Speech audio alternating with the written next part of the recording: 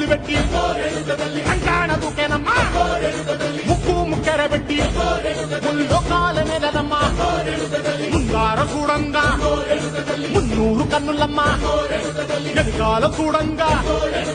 ఏనూరు కన్నులమ్మా సాధు శిస్తులంతా సాగిల పడ్డరమ్మా మహారాజు రాజులంతా మొగారిల్లిరమ్మా